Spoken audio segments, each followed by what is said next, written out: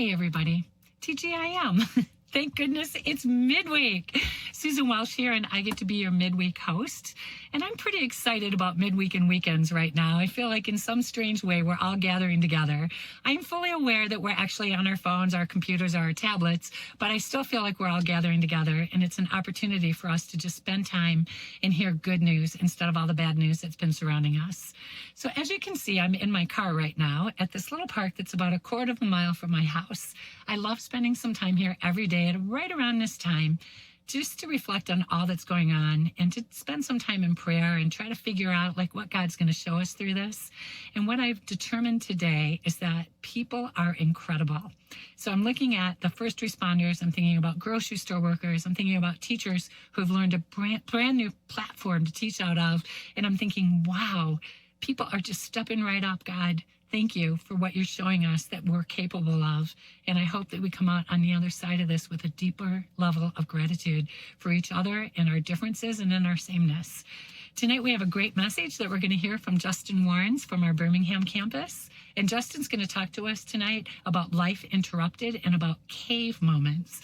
And in those cave moments, God can use those to transform our hearts and our minds. So I'm really excited to hear a little bit more about that. We also have some great worship scheduled. We have Aaron Jones and his worship team in the house. Well, actually, they're not in the house. They're in their own houses, but they are ready to kick off some great music for us tonight. So why don't you sit back and relax? We're going to get ready to get started. Aaron, take it away.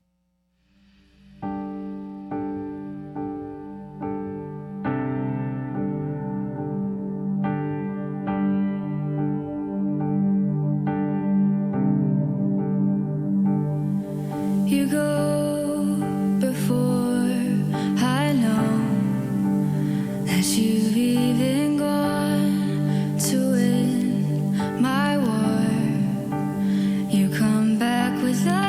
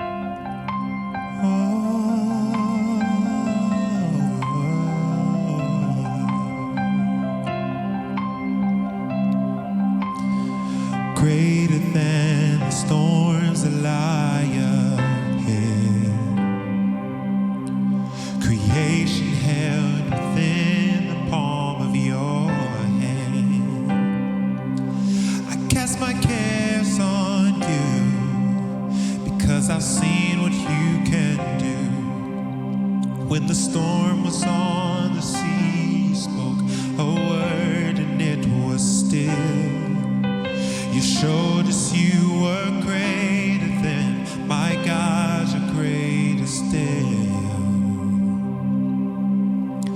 Great are you, Lord, our hiding place. Come fill this space. You're the God who fights for us. The battle's yours. It's already won. Oh,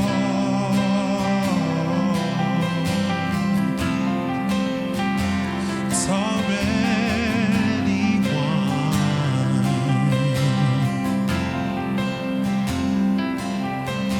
My hope is moving toward eternity. And you, I know, will find perfect peace. I cast my cares on you because I've seen what you can do.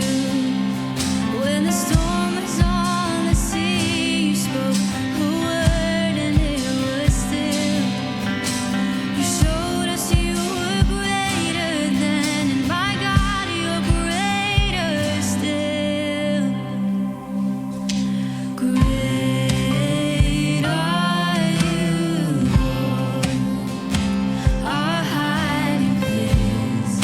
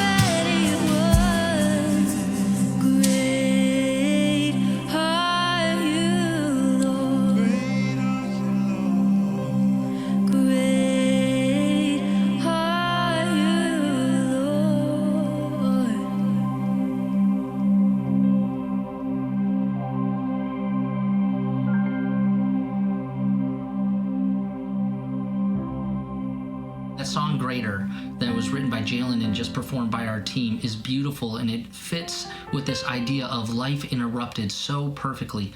It talks about casting our cares on him because of what he has done in our past, and the fact that he was greater and with us then, and he will be greater still now. And I know for so many of us in the middle of this interruption, we are wrestling with, is that true? Do we believe that? Do we cling to those truths in our lives? Or are we wrestling with that and trying to figure out what we do in these interruptions that we're experiencing?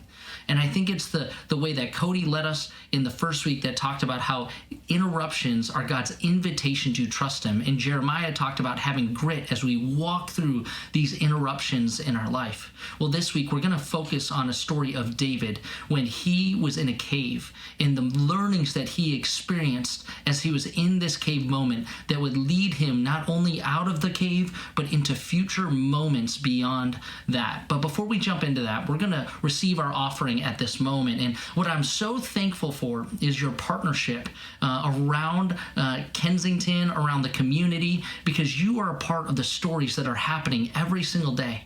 You are part of the stories of hope. This past weekend, for example, we had over 30,000 devices tune into our Easter message of hope, about the hope we have in the resurrection.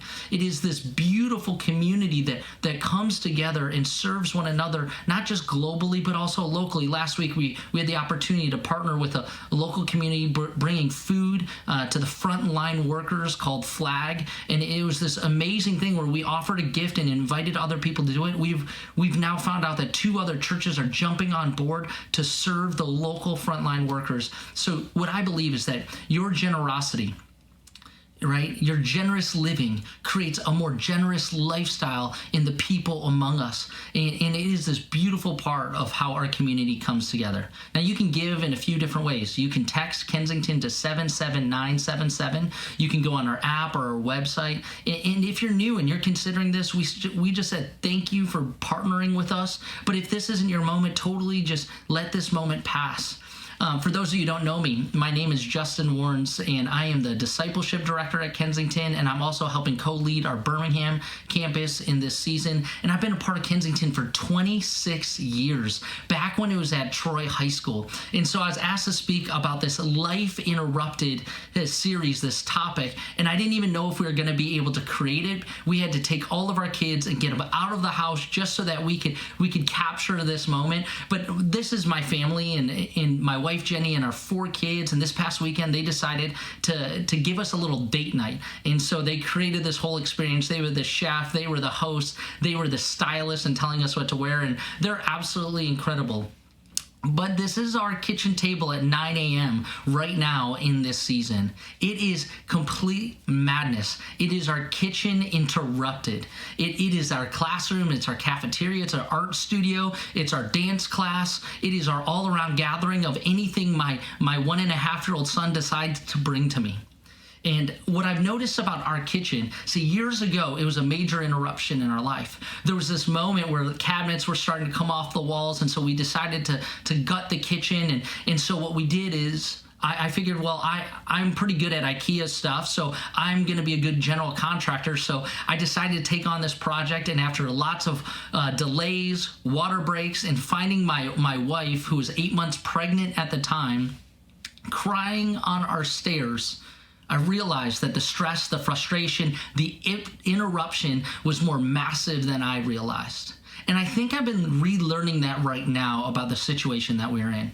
See, for all of us are facing this interruption.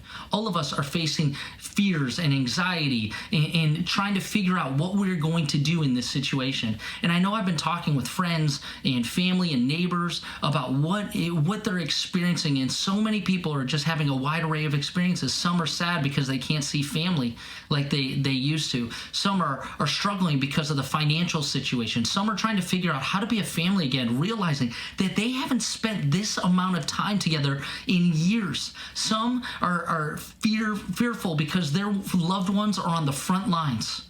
And so they're joining us when we're praying at 8 a.m. and 8 p.m. every single day for our frontline workers. But in the middle of all of this, all of us are at this moment of rediscovering what matters.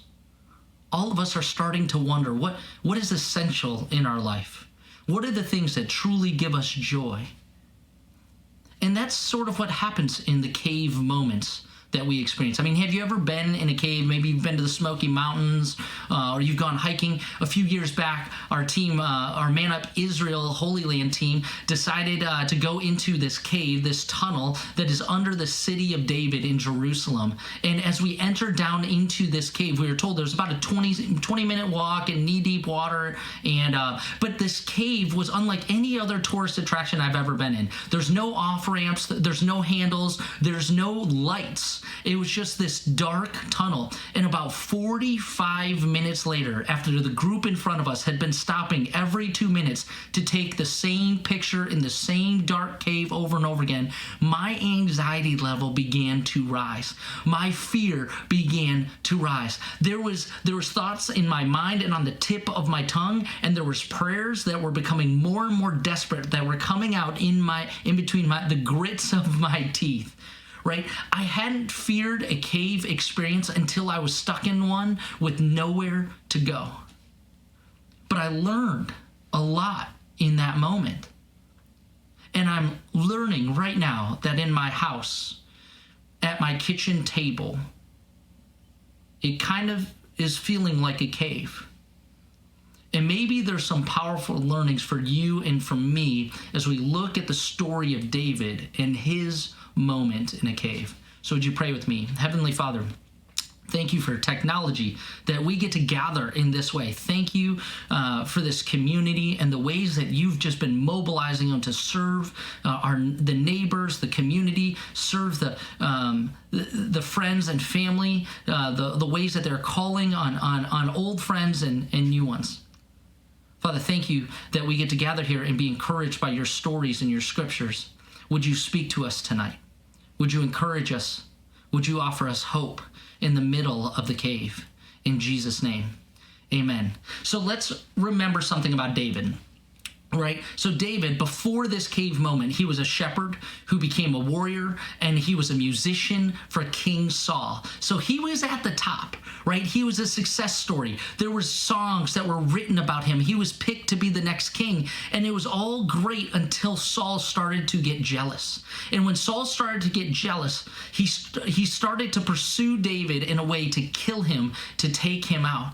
And so David goes from the castle to the cave. He goes from the castle and the comfort and the security to the cave of the unknown, the disheartened, and the frustrated. You know, what's interesting is he finds himself in the Judean desert, wandering, running. His life has been interrupted. He has no income, security, home. His mentor has passed, and his best friend he's separated from. And so he ends up in a cave. And here's where we're going to pick up at 1 Samuel chapter 22. David left Gath and escaped to the cave of Adullam, where his brothers and his father's household heard about it. They went down to him there, and all those who were in distress or in debt or discontented gathered around him, and he became their commander. About 400 men were with him. You know, David's entering into this frustrating moment where the only people that are gathering around him are the least of these, the outcasts, the marginalized. But David in this moment begins to learn a truth that we can all embrace. And he begins to learn that cave moments can cultivate character. Cave moments can cultivate character, and in the cave, God can mold our soul. See, in the castles, if you're like me, you kind of get settled in the comfort and the security. And you start realizing that when you walk into a cave, when you experience a cave moment, there's something that starts to be revealed about what's deep inside of our soul, what we value, what we have used to define ourselves, what we've clung onto for our identity. And right now I'm learning in the middle of this cave that my patience is a lot less than I thought. My desire for comfort is far greater than I would have expected, and my need for hope is far more than I knew. See, David goes from running from cave to all these other places, and as he's trying to figure out an answer, kind of like how we try to figure out an answer and try to control the situation. but he ends up right back in a cave not too long after this story that we just read. So in chapter 22, he's in the cave of Adullam, and then he wanders and he's back in a cave in chapter 24. Let's read here. After Saul returned from pursuing the Philistines, he was told that David is in the desert of En-Gedi. Now, what's interesting about the En-Gedi region is that it is in the middle of a section of the Judean desert. It's in the middle of this barren land, like driving there. When we were there, when you were in the vehicle with air conditioning on, you were still sweating. That's how hot it was. And near this region of the Judean desert is the Dead Sea. And it's called the Dead Sea because nothing is living in it, right? And so this En-Gedi area is actually an oasis in the middle of the Judean desert. So it is filled with caves and caverns and pools of fresh water. And it's not this small stream. There's this beautiful waterfall that brings fresh water into the region. And that's where the cave of Adullam was in chapter 22.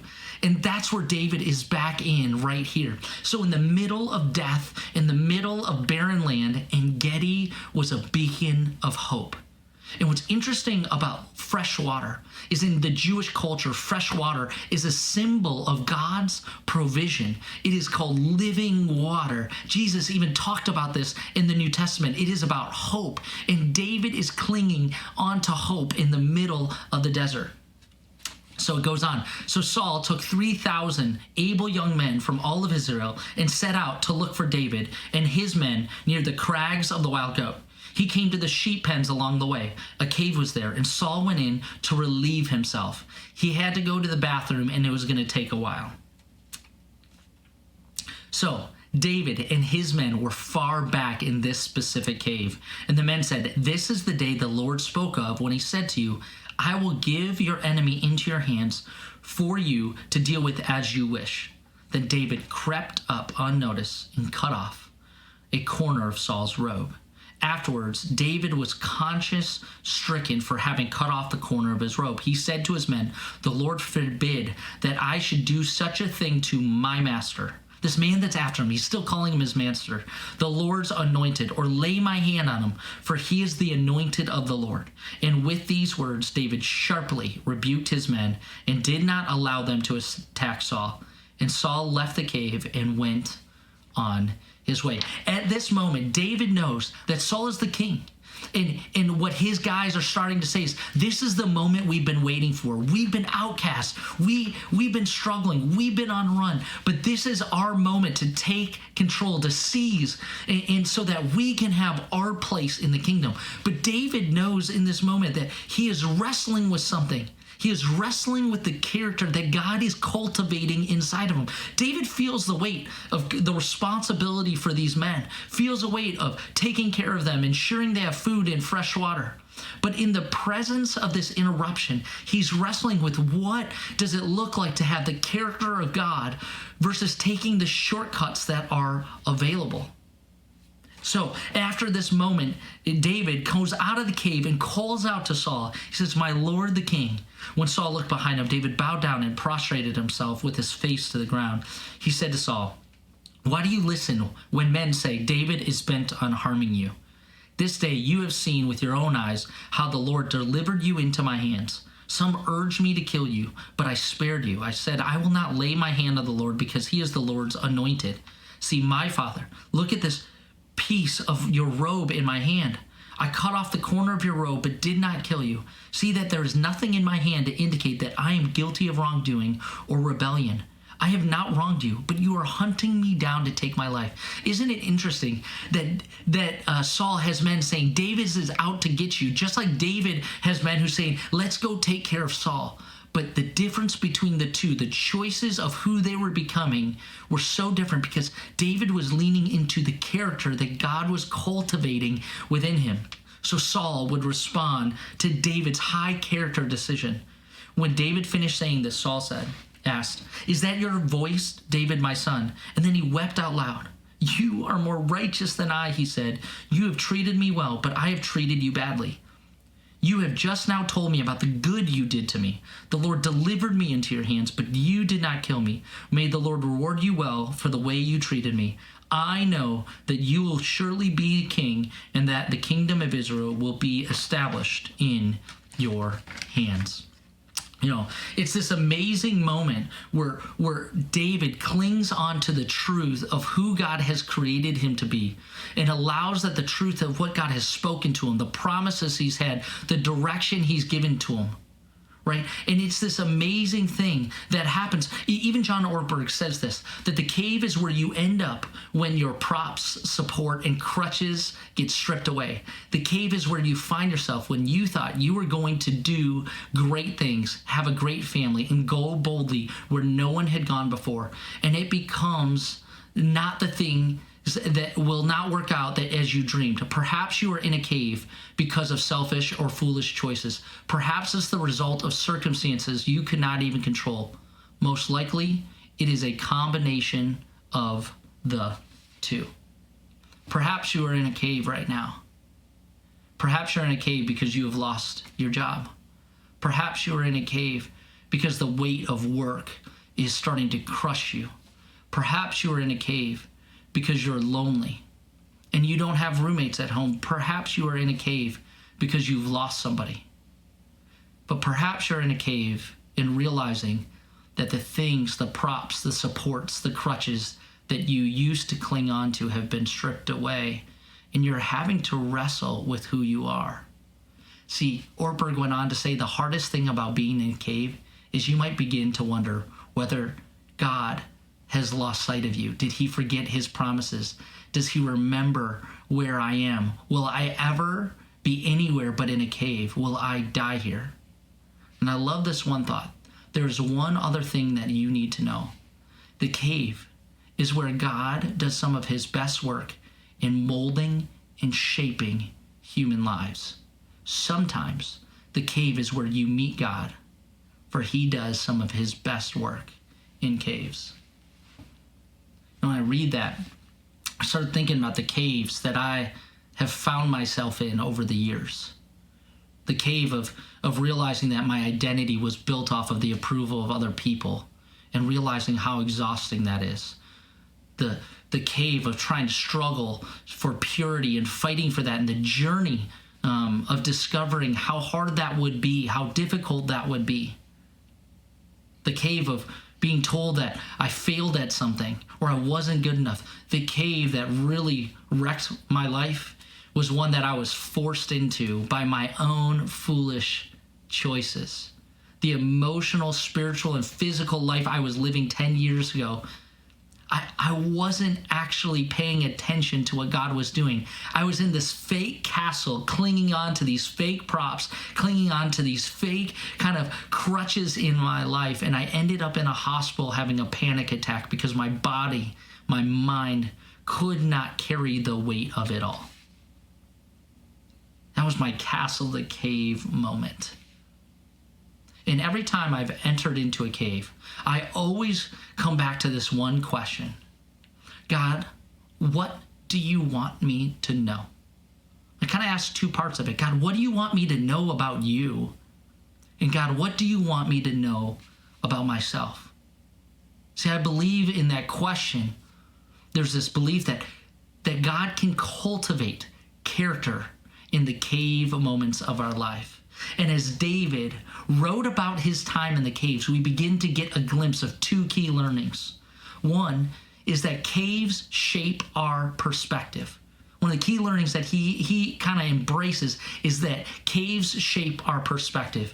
And the reality about a new perspective is either we can embrace them or we can dismiss them. We can engage them or we can avoid them. But what I've noticed when I've chosen the latter in those situations, that kind of like David, I enter into a cave, I avoid it, but I end up right back having to wrestle with the things that are going on in my life. So here are a few of the cave perspectives that David had. One, that caves are universal. Everybody is going to enter a cave at some point, is going to have to wrestle with the difficulty of life. David was set to be king, yet he was in a cave with the distress and the dismissed. Do you think he felt like he deserves that? Absolutely not. But he embraced it.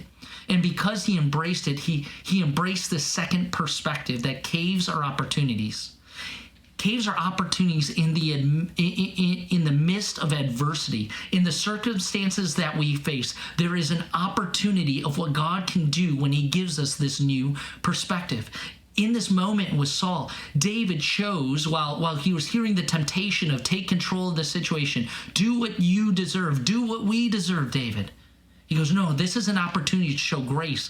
This is an opportunity to show love. This is an opportunity to reconcile relationship. And it was an opportunity for God to cultivate a character within David, just like he wants to cultivate a character within you to prepare you for a future moment. Think about this. Coming off of Easter weekend, right? You have the story of Jesus who goes from the castle of heaven to the cave of his birth to the grave because he knows that there is a greater opportunity of relationship, a greater opportunity of hope for us, a greater work, and a greater future that he is offering. And the third perspective that is shaped is that the cave molds our soul. The cave molds our soul. Now, here's the interesting quote I heard a while ago, that competency or skills allow you to get into the room, get the job, maybe get the first date, but it is your character that allows you to stay. It is your character that allows you to say, your soul, the essence of your being, the character you bring with you in every single moment is molded in these cave situations. And what happens that I've noticed is not only are they molded, and if we believe that they are, we aren't just molded just for one situation, but God begins to shape our lives differently, cultivate a character that impacts our relationships, our family, and our future. And often, for me, it impacts my view of God and it impacts my view of myself. God, what do you want us to know? What do you want us to know about these perspectives? Maybe that's a question to lean into tonight. Maybe that's a question to lean into tomorrow and reflect on. God, what are you trying to reshape in me right now? What is maybe the cave situation I have been avoiding that you're bringing me back to? So that's the first learning, that caves shape our perspective. The second key learning that David had in this moment is that caves shapes our practices. The caves shape our practices. See, David wrote the Psalms, and in two of the Psalms, Psalm 57 and Psalm 142, he wrote his prayers, his cries in the cave. And then in Psalm 63, he wrote that one when he's on the run in the Judean desert. And they give us a glimpse, they give us a beautiful glimpse of the practices that we can embrace, adopt, or wrestle with. The first one is this. The first practice is David fights for honesty. David fights for honesty. Listen to these words of Psalm 57. Have mercy on me, my God. Have mercy, for in you I take refuge. I cry out to God Most High. Psalm 63 says this. You, God, are my God. Earnestly I seek you. I thirst for you. My whole being longs for you. In a dry and parched land where there is no water. Do you understand why David was begging for this? Why he was brutally honest about his situation? Psalm 142 said, I cry aloud to the Lord. I lift up my voice to the Lord for mercy. I pour out before him my complaint. Before him I tell my trouble. When my spirit grows faint within me, it is you who watches over my way. Look and see, there is no one at my right hand. No one is concerned for me. I have no refuge, and no one cares for my life. David's prayers, David's comments are ones that where he is fighting for honesty with God. He's telling God exactly what he's feeling. He's telling God exactly what he's facing. And the reason why he's doing that is because he knows when he practices this, God is not afraid of our anxiety, our fears, our worries, or our doubts. He wants us to bring the truths of how we feel to him. He wants us to shout them if that's what we need to do. If that's what our soul is longing for, to fight for honesty. And I saw this moment happen for Jenny and I the other night. We were sitting down after these long days of homeschooling, trying to figure out and carrying the weight of everything that's going on. And we weren't being honest with how we were feeling with one another. And so we sat down on our couch, no phones, no TV, no nothing, and just kind of talked about what it is we were feeling. We were fighting for honesty in that moment. And what it allowed for us to do in our relationship as husband and wife, it allowed us to have a more healthy and beautiful relationship because we were just honest. Do you think that God is afraid of that type of honesty? Or he invites us to fight for honesty with him? Because then he knows what happens. The second one is that we would cling to hope. We would cling to hope. See, out of David's fighting for honesty, this practice of fighting for honesty, he starts to cling to hope because he knows who God is, that God, as Jalen said, is greater still, that God is able to walk with us, longing to offer his promise of his presence to us. And he offers life. I love the words of Jesus, where Jesus says, I have come to give you life and life abundantly, life to the fullest. Like we can cling to those truths in the midst of uncertainty, and they offer us hope. Think about this Easter season, the story of suffering and sacrificial love, that God was willing to suffer, to bear scars for us, to bear the weight of the world for us, so that we could experience freedom, so that we could experience peace, so that we would experience the most powerful display of love. So David, after he's fighting for honesty, pens these words about clinging to hope. In Psalm 63, he says, your steadfast love is better than life. In Psalm 57, for great is your love, reaching to the heavens, your faithfulness reaches to the sky. So not only is David fighting for honesty, he's clinging to hope. And because of those two practices, he begins to cultivate new disciplines. Cultivate new disciplines. And this is where I'm finding myself right now. See, in the middle of this desperation, in the middle of this situation, I am more desperate for God's presence. I'm wanting to sit with him, to hear from him, to hear what he has to say. See, in the cave, I'm learning to practice leaning into him more and more, to let the pace of life that I've been forced to slow down, to allow him to speak in these new disciplines. See, David penned these words in Psalm 63. Well, he's been in the caves and he's been on the run. This is the new practices and the new disciplines he's cultivating in his own life. He says this, I will praise you as long as I live. And in your name, I will lift up my hands. I will be fully satisfied as with the richest of foods. With singing lips, my mouth will praise you. On my bed, I remember you. I think of you through the watches of the night because you are my help. I sing in the shadow of your wings. I cling to you. Your right hand upholds me. Your right hand is my strength. Your right hand upholds me. The other night, my mind was running, and I was frustrated at how I'd been that day, my lack of patience, the unknown, the weight of family, work, and situation. And my default, what I wanted to do in that moment, is I wanted to run to my phone and just kind of read another news article, kind of check out something that would distract me, to run to the comforts that I have left. But in that moment, in the middle of my kitchen, in the chaos, I found myself clinging to God's presence, fighting for honesty, clinging to hope, and cultivating new disciplines. I was writing prayers, I was singing songs, I was shedding tears, and I was simply asking the question, God, what do you want me to know about you? What do you want me to know about me? And I was reminded, as I was preparing for this even, that God was stepping into the cave moment with me and redeeming the areas of my character that I had grown comfortable when I was sitting in the castles.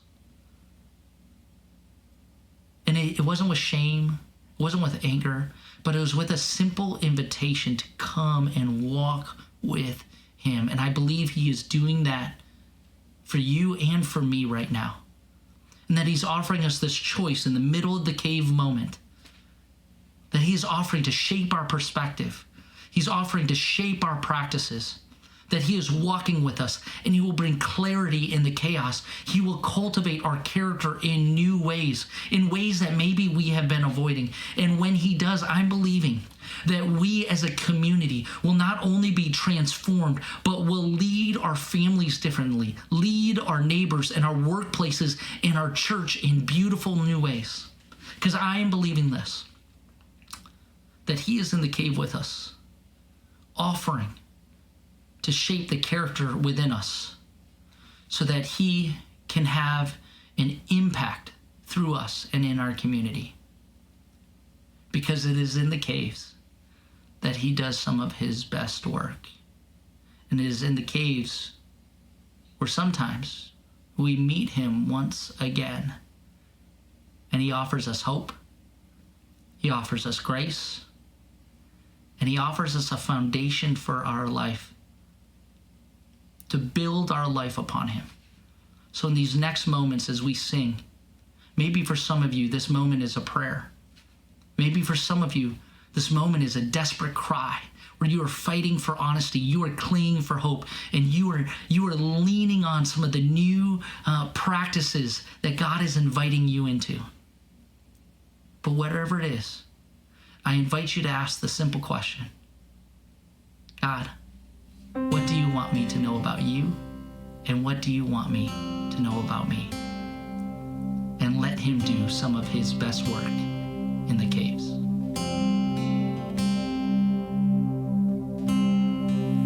Worthy of every song we could ever sing, worthy of all the praise we could ever bring, worthy of every breath we could ever breathe. We live for you, oh, we live for you.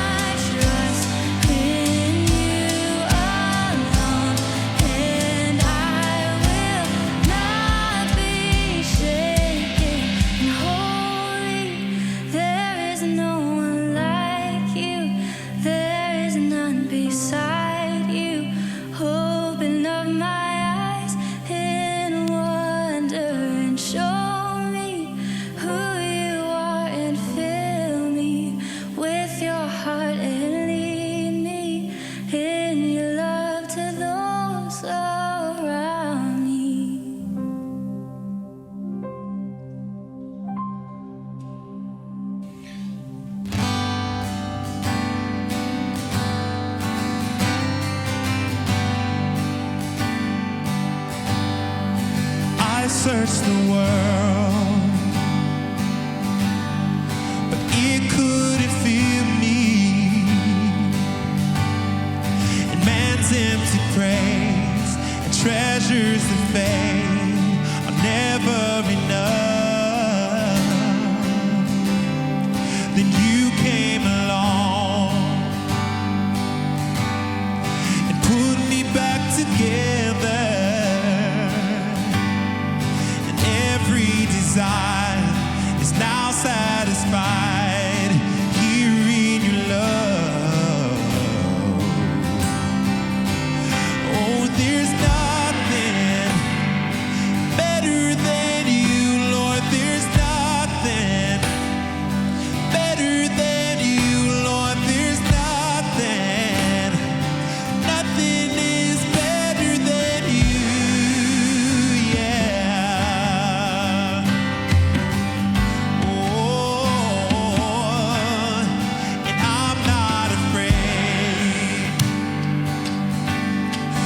Show you my weakness, my failures and flaws. Lord, you've seen them all, and you still call me friend. 'Cause the God of the mountains is the God of the valley, and there's not a place your mercy and grace won't find me again. Oh, there's nothing better than you, Lord. There's nothing better than you, Lord. There's nothing. Nothing is better than you. Let's sing it again. Lord, there's nothing better than you, Lord. There's nothing better than you, Lord. There's nothing. Nothing is better than you. Yeah.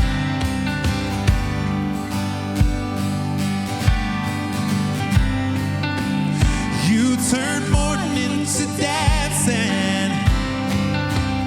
You turn beauty for ashes. You turn shame into glory. You're the only one who can. You turn mourning to dancing. You turn beauty to ashes.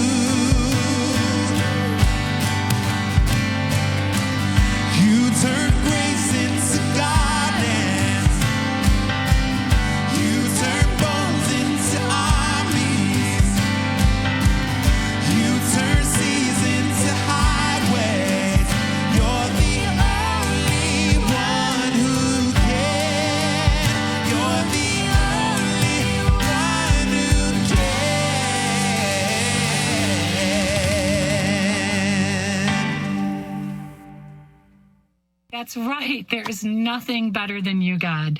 Thank you so much, worship team. That was fantastic. You know what? We just need to remember that God's got this. He's in it and he's with us, and we're going to come out stronger and better than ever. We'd love to invite you to come back this weekend. We're starting a new series called Beauty from Ashes. So you're definitely going to want to come back and hear that. We also would love to invite you to pray or to connect with one of us. On our website, if you go to kensingtonchurch.org, you click on the chat bubble. There's some people there right now who would love to connect with you. If you're interested in stepping in and assisting our COVID-19 response team through Move Out, we'd love for you to go online and check that out as well.